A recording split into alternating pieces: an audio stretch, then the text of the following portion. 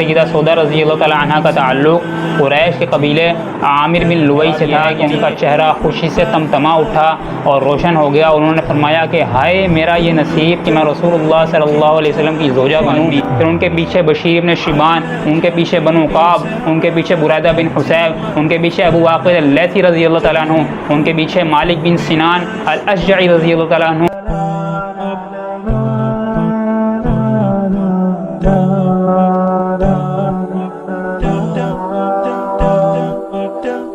بسم اللہ الرحمن الرحیم. آج کی اس خوبصورت ویڈیو کے اندر ہم سیدہ سودا رضی اللہ تعالی عنہ کے بارے میں بات کریں گے. 15 علمی نکات پر بات ہوگی. پہلا علمی نکتہ اور سوال یہ ہے کہ سیدہ سودا رضی اللہ تعالی عنہ ان سے رسول اللہ صلی اللہ علیہ وسلم کا کیا رشتہ تھا؟ تو جواب یہ ہے کہ سیدہ سودا رضی اللہ تعالی عنہ رسول اللہ صلی اللہ علیہ وسلم کی بیوی تھیں اور ہماری ماں ہیں. اور کیونکہ اللہ پاک نے فرمایا وہ ازواجہ امہاتہم کہ رسول اللہ صلی اللہ علیہ وسلم کی بیویاں مؤمنین ایمان والوں کی مائیں ہیں، تو جو بھی ایمان والے ہیں ان کی وہ مائیں ہیں، تو لہٰذا ہماری بھی ماں ہیں. اور سیدہ سودا رضی اللہ تعالیٰ عنہ وہ خاتون ہے جن سے رسول اللہ صلی اللہ علیہ وسلم نے امی خدیجہ رضی اللہ تعالیٰ عنہ کے بعد سب سے پہلے نکاح کیا تھا. یعنی جتنے بھی نکاح بعد میں کیے ان میں سب سے پہلا نکاح سیدہ سودا رضی اللہ تعالیٰ عنہ سے کیا تھا. تو دوسرا علمی نکتہ اور سوال یہ ہے کہ سیدہ سودا رضی اللہ تعالیٰ عنہ کے والد کا نام کیا تھا اور والدہ کا نام کیا تھا؟ تو جواب یہ ہے کہ والد کا نام زمعہ بن اسود یا زمعہ بن قیس تھا. میرا غالب گمان یہ ہے کہ زمعہ بن اسود تھا.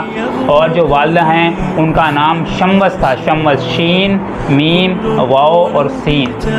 تیسرا علمی نکتہ اور سوال یہ ہے کہ سیدہ سودا رضی اللہ تعالیٰ عنہ کا جو تعلق ہے وہ قریش کے کس قبیلے سے تھا اور والد اور والدہ کا کس قبیلے سے تعلق تھا؟ تو جواب یہ ہے کہ سیدہ سودا رضی اللہ تعالیٰ عنہ کا تعلق قریش کے قبیلے عامر بن لوئی سے تھا. یعنی ان کے جو باپ ہے ان کا تعلق عامر بن لوئی سے تھا.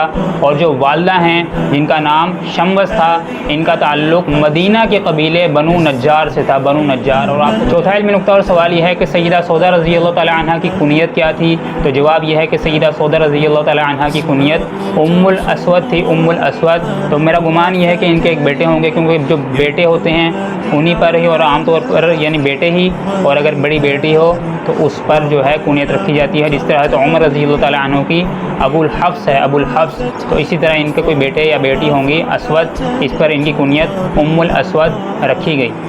پانچواں علمی نکتہ اور سوال یہ ہے کہ سیدہ سودا رضی اللہ تعالیٰ عنہ کا جو نسب ہے وہ کس پشت میں جا کر رسول اللہ صلی اللہ علیہ وسلم سے ملتا ہے؟ تو جواب یہ ہے کہ 9ویں پشت کے اندر جا کر لوئی بن غالب پر جا کر رسول اللہ صلی اللہ علیہ وسلم سے ملتا ہے. یعنی محمد بن عبداللہ بن عبد المطلب بن ہاشم بن عبد مناف بن قصی بن کلاب بن مرہ بن کعب بن لوئی. تو یہاں پر جا کر لوئی بن غالب بن فہد، تو لوئی پر جا کر جو حضرت سودا بنت زمعہ رضی اللہ تعالیٰ عنہ ہیں ان کا جو نسب ہے وہ رسول اللہ صلی اللہ علیہ وسلم سے مل جاتا ہے. چھٹا علمی نکتہ اور سوال یہ ہے کہ سیدہ سودا رضی اللہ تعالیٰ عنہ کا تعلق رسول اللہ صلی اللہ علیہ وسلم سے اس کے علاوہ اور کیا تھا؟ یعنی کہ رشتہ داری میں ان کا کیا تعلق تھا؟ تو جواب یہ ہے کہ سیدہ سودا رضی اللہ تعالیٰ عنہ کی جو نانی ہیں یعنی شموس کی والدہ، سیدہ سودا کی والدہ شموس، ان کی جو والدہ ہیں یہ رسول اللہ صلی اللہ علیہ وسلم کی پردادی ہیں حضرت سلمہ یعنی حضرت ہاشم کی بیوی. یعنی رسول اللہ صلی اللہ علیہ وسلم کی جو دادی ہیں ان کا نام ہے فاطمہ بنت عمر بن عائز، جو پردادی ہیں ان کا نام ہے سلمہ بنت عمر بن زید. تو ان کی بھتیجی تھیں حضرت سودا کی نانی یعنی شموس کی والدہ. تو اس طرح وہ بنو نجار سے ان کا تعلق نکل آتا ہے. اور یہ وہ تعلق اور رشتہ تھا جو رسول اللہ صلی اللہ علیہ وسلم سے تھا حضرت سودا رضی اللہ تعالی عنہا کا. ساتواں علمی نکتہ اور سوال یہ ہے کہ سیدہ سودا رضی اللہ تعالیٰ عنہا کا نکاح رسول اللہ صلی اللہ علیہ وسلم سے پہلے بھی کیا کسی سے ہوا تھا؟ تو جواب یہ ہے کہ بالکل ہوا تھا. حضرت سکران بن عمر رضی اللہ تعالیٰ عنہ جو سلیط بن عمر رضی اللہ تعالیٰ عنہ کے بھائی ہیں، سلیط بن عمر بڑے صحابی ہیں. جب رسول اللہ صلی اللہ علیہ وسلم نے صلح حدیبیہ کے بعد بھیجے تھے خطوط بھیجے تھے حبشہ کی طرف، جو اسحمہ کی طرف بھی بھیجا تھا، اور جو ہے حبشہ کی طرف، وہ حبشہ تو بتا دیا، یہ جو ہے کسرا کی طرف بھیجا تھا اور قیصر روم کی طرف بھیجا تھا. اسی طرح رسول اللہ نے یمامہ کی طرف بھی بھیجا تھا. تو جو جن کو بھیجا تھا جو سفیر ہوتے تھے وہ بڑے صحابہ ہوتے تھے، جیسے دحیہ کلبی، عامر بن امیہ زمری رضی اللہ تعالیٰ عنہ اور عبداللہ بن حذافہ زاہمی رضی اللہ تعالیٰ عنہ. یہ بڑے صحابہ، عمر بن عاص رضی اللہ تعالیٰ عنہ، حاطب بن ابی بلتیعہ رضی اللہ تعالیٰ عنہ، یہ سفیر تھے رسول اللہ صلی اللہ علیہ وسلم کے. اسی طرح سلیط بن عامر بھی تھے، رسول اللہ صلی اللہ علیہ وسلم نے انہیں یمامہ کی طرف بھیجا تھا. جو خط بھیجا تھا تو اس میں سلیط بن عامر کو بھیجا تھا. تو ان کے جو بھائی ہیں وہ سکران بن عامر تھے جو حضرت سیدہ سودا رضی اللہ تعالیٰ عنہ کے کے جو ہیں چچا زاد تھے، اور بعض لوگوں کا یہ کہنا ہے کہ یہ ان کے والد یعنی زمع جو ہیں، زمع بن اسود جو ہیں، ان کے چچا زاد بھائی تھے حضرت سکران رضی اللہ تعالیٰ عنہ، اور یہ قدیم الاسلام ہیں، یعنی شروع میں ایمان لانے والے ہیں۔ 8واں علمی نقطہ اور سوال یہ ہے کہ سیدہ سودا رضی اللہ تعالیٰ عنہ اور ان کے شوہر حضرت سکران بن عمر رضی اللہ تعالیٰ عنہ نے کیا حبشہ کی طرف ہجرت کی، یعنی ایتھوپیا کی طرف؟ تو جواب یہ ہے کہ بالکل انہوں نے حبشہ کی طرف ہجرت کی۔ جو دوسری حبشہ کی طرف ہجرت ہوئی تھی جس کے اندر 83 مرد اور 18 عورتیں تھیں، یعنی 101 افراد پر مشتمل یہ قافلہ تھا، تو اس قافلے کے اندر حضرت سودا یعنی سیدہ سودا رضی اللہ تعالیٰ عنہ اور ان کے شوہر حضرت سکران بن عمر بھی شامل تھے، اور انہوں نے حبشہ کی طرف ہجرت کی اور وہاں جا کر انہوں نے زندگی گزاری کفار کے مظالم سے تنگ ہو کر۔ یہ تو آپ کو معلوم ہی ہے کہ گھر چھوڑنا، ہجرت کرنا کتنا مشکل کام ہوتا ہے۔ میں تو مہاجر نہیں، لیکن جو لوگ ہجرت کر کے آئے ان سے پوچھو کہ ہجرت کرنا، اپنے گھر بار کو چھوڑنا، دیش چھوڑنا کتنا مشکل کام ہوتا ہے۔ یہاں تک کہ رسول اللہ صلی اللہ علیہ وسلم نے بھی جب مکہ سے مدینہ ہجرت کی، آپ نے مکہ کو دیکھا تو پھر وہ چراغ نظر آ رہے تھے، روشنیاں نظر آ رہی تھیں۔ رسول اللہ صلی اللہ علیہ وسلم نے فرمایا، جس کا مفہوم یہ ہے، یا مکہ تو ما اطیبک من بلد واحبک الی لولا ان قومی اخرجونی منکی لما سکنت غیرک، کہ اے مکہ تو مجھے کتنا پیارا ہے، تیری قوم مجھے نہ نکالتی تو میں تجھے کبھی نہ چھوڑتا۔ حضرت جبرائیل علیہ السلام آئے، اللہ پاک نے بھیجا کہ یا رسول اللہ آپ کو مکہ چھوڑتے ہوئے تکلیف ہو رہی ہے؟ فرمایا مجھے ہو رہی ہے۔ تو کہنے لگے، اللہ نے آیت بھیجی، ان الذی فرض علیک القرآن لرادک الی معاد، کہ اے میرے محبوب جس اللہ نے آپ کو قرآن دیا وہ اللہ آپ کو مکہ عزت کے ساتھ لائے گا۔ اور اللہ تعالیٰ اتنی عزت کے ساتھ لے کر آئے کہ رسول اللہ صلی اللہ علیہ وسلم جب نکلے تھے تو صرف 4 آدمی تھے، کہ رسول اللہ صلی اللہ علیہ وسلم اور عامر ابن فہیرہ، حضرت ابوبکر، عبداللہ بن اریقط جو راستہ دکھانے پر مامور تھا، اور یہ مسلمان اس وقت نہیں ہوا تھا اور غالباً یہ یہودی تھا۔ تو یہ 4 آدمی تھے، اللہ کے نبی چھپ چھپا کر نکل رہے تھے، اور جب اللہ کے نبی واپس آئے، جو اللہ نے وعدہ پورا کیا، صرف 8 سال کے اندر 8 ہجری کے اندر مکہ فتح ہو گیا۔ اللہ کے نبی جب نکلے تھے، 4 آدمی جب انٹر ہو رہے تھے تو 10,000 کا لشکر تھا، اور آگے پیچھے اللہ کے نبی کے لشکر جو ہیں وہ مکہ کے اندر داخل ہو رہے تھے۔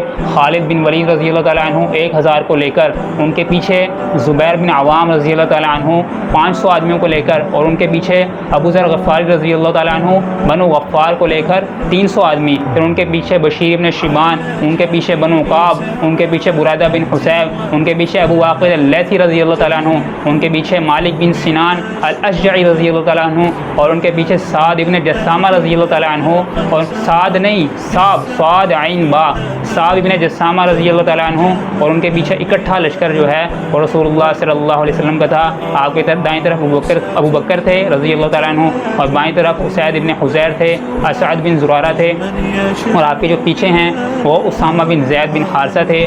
آپ کے ساتھ جو پیدل چل رہے تھے وہ عثمان ابن عفان تھے، عبد الرحمن بن عوف تھے، جھنڈا سعد بن عبادہ کے ہاتھ میں تھا، اور رسول اللہ صلی اللہ علیہ وسلم اندر آ رہے تھے، اور آپ کو جو سر مبارک ہے وہ اونٹ کے پالان کے ساتھ لگا ہوا تھا، عاجزی کی وجہ سے کہ یہ جو فتح دی ہے اللہ تعالیٰ نے دی ہے، اور اللہ کے نبی غالباً جو ہے یہ دعا پڑھ رہے تھے کہ الحمدللہ وحدہ لا الہ الا اللہ وحدہ نصر عبدہ انجز وعدہ وہزم الاحزاب وحدہ، کہ اللہ نے اپنا وعدہ سچا کر دکھایا اور اکیلے ہی سب کو جو ہے کفار کے مجمع کو شکست دی۔ اور اس کے علاوہ جو ہے سعد بن عبادہ رضی اللہ تعالیٰ عنہ وہ کہہ رہے تھے، ابو سفیان کھڑا ہوا تھا، حضرت عباس رضی اللہ تعالیٰ عنہ ساتھ کھڑے ہوئے تھے، تو وہ لشکر پہ لشکر گزر رہے تھے اور وہ سب کے اوپر تبصرہ کر رہا تھا۔ تو حضرت عباس جو حضرت سعد بن عبادہ ہیں انہوں نے فرمایا الیوم یوم الملحمہ الیوم تستحل الحرمہ، کہ آج جو ہے خون بہانے کا دن ہے، اور جو کعبہ کی جو حرمت ہے اس کو پامال کیا جائے گا، اور خوب خون بہائیں گے ہم مکہ کے اندر۔ یہ مکہ والے جو ہیں انہوں نے رسول اللہ پر بڑا ظلم کیا، آج ہم خون بہائیں گے۔ اور رسول اللہ صلی اللہ علیہ وسلم نے فرمایا الیوم تستحل، رسول اللہ صلی اللہ علیہ وسلم نے فرمایا کہ الیوم یوم المرحمہ، نہیں آج ظلم کرنے کا، آج خون بہانے کا دن نہیں ہے، بلکہ آج کیا کرنے کا دن ہے، آج رحم کرنے کا دن ہے۔ رسول اللہ صلی اللہ علیہ وسلم نے فرمایا کہ جس طرح یوسف علیہ السلام نے اپنے بھائیوں کو معاف کر دیا تھا، میں بھی تمہیں معاف کرتا ہوں، لا تثریب علیکم اليوم، اللہ کے نبی صلی اللہ علیہ وسلم نے سب کو معاف کر دیا اور سارے ہی کلمہ پڑھ گئے۔ تو یہ ہے فتح مکہ کا قصہ جو اچانک ذہن کے اندر آیا، تو بھی میں نے آپ کو سنا دیا۔ نواں علمی نقطہ اور سوال یہ ہے کہ سیدہ سودا رضی اللہ تعالیٰ عنہ کے جو پہلے خاوند ہیں حضرت سکران بن عمر رضی اللہ تعالیٰ عنہ، ان کا انتقال کب ہوا؟ تو جواب یہ ہے کہ جب وہ کئی سال حبشہ کے اندر غریب الوطنی کی زندگی گزار چکے تھے، پھر جب مکہ تشریف لائے تو ان کا انتقال ہو گیا، اور ایک روایت یہ بھی ہے کہ ان کا حبشہ کے اندر ہی انتقال ہو گیا تھا۔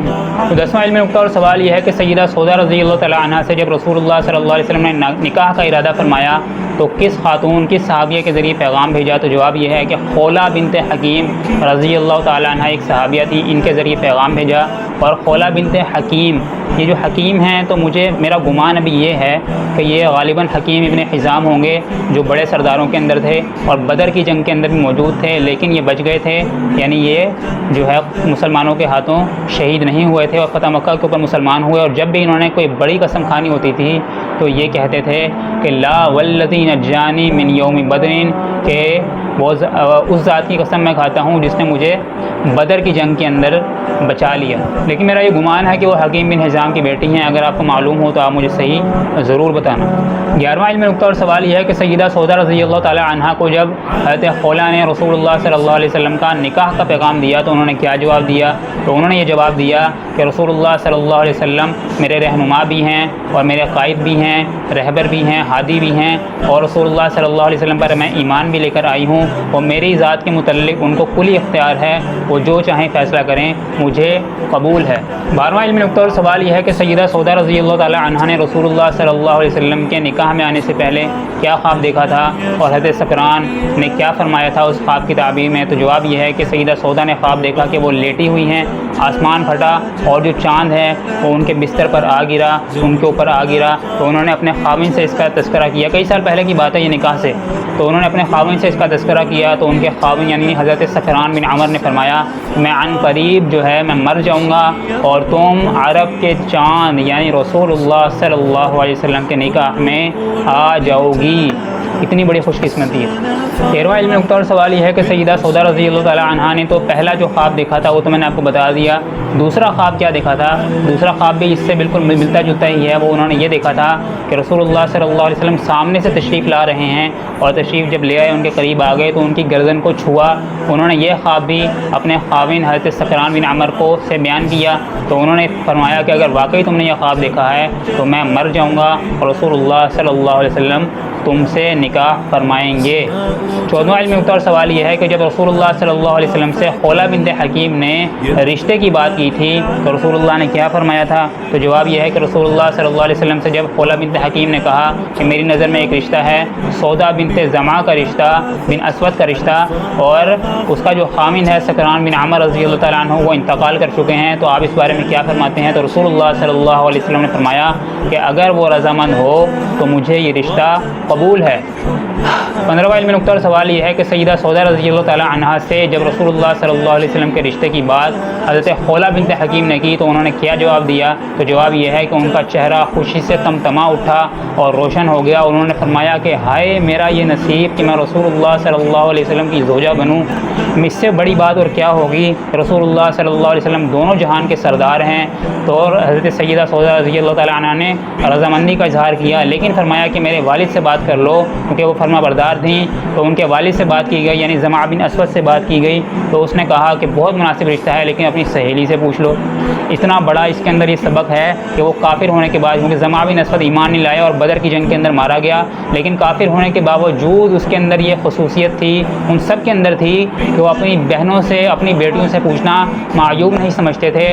ہم مسلمان ہونے کے باوجود اپنی بیٹیوں سے اپنی بہنوں سے پوچھنا کہ بہت زیادہ معیوب سمجھتے ہیں اور اس کو غیرت کے خلاف سمجھتے ہیں، یہ بہت بڑا ظلم ہے۔ زندگی انہوں نے گزارنی ہے 50-55 سال، ہمارے مشرق کے اندر جتنی بھی لڑکیاں ہیں عام طور پر جہاں ان کی ڈولی جاتی ہے وہیں سے ان کا جنازہ اٹھتا ہے، لہٰذا انہوں نے زندگی گزارنی ہے تو ان سے نہ پوچھنا بہت بڑا ظلم ہے اور یہ کوئی غیرت کے خلاف بات نہیں ہے۔ رسول اللہ صلی اللہ علیہ وسلم نے بھی جب حضرت فاطمہ رضی اللہ تعالیٰ عنہ کا نکاح حضرت علی سے کیا تھا، جبرائیل علیہ السلام تشریف لے آئے تھے، کیونکہ رسول اللہ صلی اللہ علیہ وسلم کا فرمان ہے جس کا مفہوم ہے کہ میں نے جہاں بھی بیٹی دی اور جہاں میں نے خود شادی کی تو پہلے پہلے جبرائیل علیہ السلام تشریف لائے، پھر میں نے قدم اٹھایا۔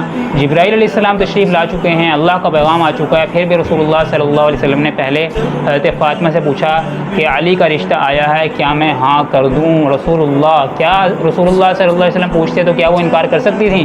اگر کر دیتے تو کیا وہ انکار کر سکتی تھیں؟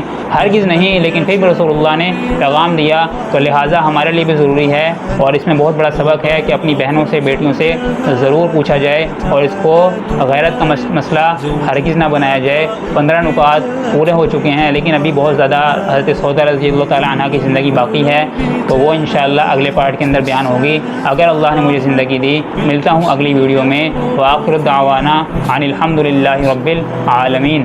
كل القلوب تناهت في السنا فرحا بالحسن يبرق في حسن